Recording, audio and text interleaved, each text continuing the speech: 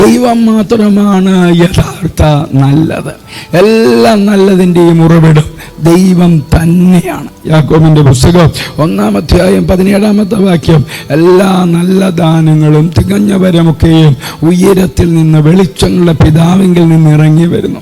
കർത്താവിന് വികാരമോ ഗതിഭേദത്താലുള്ള ആച്ഛാദനമോ ഇല്ല.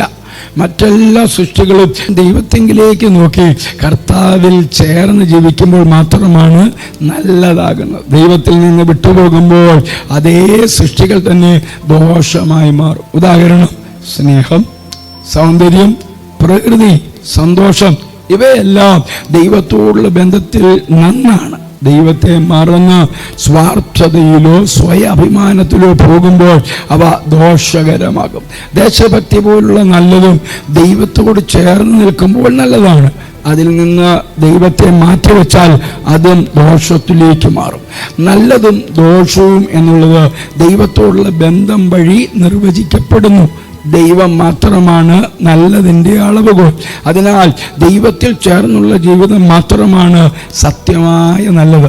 ദൈവം മാത്രമാണ് യഥാർത്ഥ നല്ലതിൻ്റെ സത്ത. മറ്റെല്ലാം ദൈവത്തോട് പങ്കുചേരുമ്പോൾ മാത്രമാണ് നല്ലതാകുന്നത്. ദൈവമാണ് ഏറ്റവും ഉയർന്ന നന്മയും മറ്റെല്ലാ നന്മകളുടെയും ഉറവിടവും. ക്രിസ്തുയേശുവിലൂടെ നിത്യതയ്ക്ക് ഉതകുന്ന ഒരു നല്ല ദിവസം ആശംസിക്കുന്നു.